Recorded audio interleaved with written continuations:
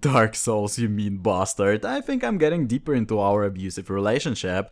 You make me your bitch, but it is my petty victories that make the whole thing sweet. The Lost Bastille is a struggle so far, but not a fruitless one. That is the brilliance of Dark Souls actually, there's always a way. It's almost like a puzzle game where the wrong answer always leads to your death. The first puzzle was the very first enemy. Big Bastard was a challenge until I realized he's as slow as a drunken penguin, and keeping behind him is incredibly easy.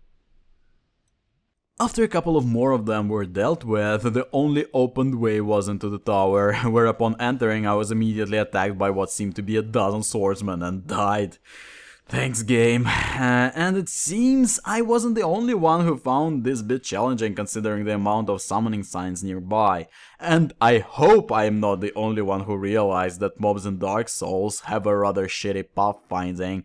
So, after struggling my way through this bunch legitimately and being flattened by the next boss in the first couple of seconds, I've decided that fuck this shit, it's farming time. It makes sense actually, and it is what I'll do in future no doubt. Just farm everything on the way to a boss until mobs disappear. It allows to save souls because it's not always possible to retrieve souls during boss fights, and it makes getting to a boss faster. Besides, farming in this particular case was incredibly easy. If you jump on and off the outside platform, half of the mobs die in a pit, the other half gets scattered, and is easy to pick one mob at a time. So, being infused with new souls, I've stepped into the arena once again, and got flattened once again. These freaking ruined Sentinels are so demoralizing. It's just, it is 3 of them, and to be honest, I've almost given up. In several attempts I could reliably kill one without too much hassle, using the same strategy I used for Bastille Guardians outside. Trying to keep behind the first one was only hindered by the size of the platform the fight took place on, and having a shield proved to be a good idea since the arc of some attacks is huge. After killing the first Sentinel, however, the other 2 attack you together, and the realization that killing them both at the same time is just beyond my skill came rather quickly. Just couldn't do it. The only way to beat them was to summon a phantom that will help.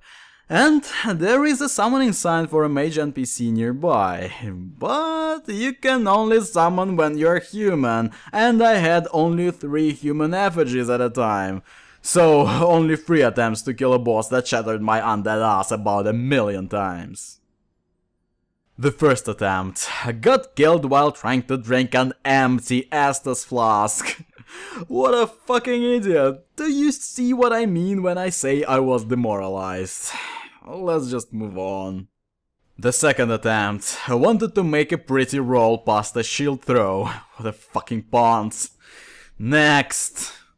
The last attempt, I thought, well, if I fail I'll go another path, and after getting more human effigies I'll return and try again. But unbelievably, luck was on my side that time.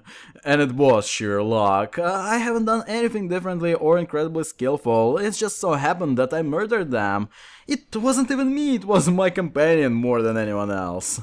That is why I don't like boss fights with more than one thing at a time. They get incredibly clusterfucky, and it doesn't really feel like a personal achievement. More like, holy fuck, I can't believe that happened, holy shit.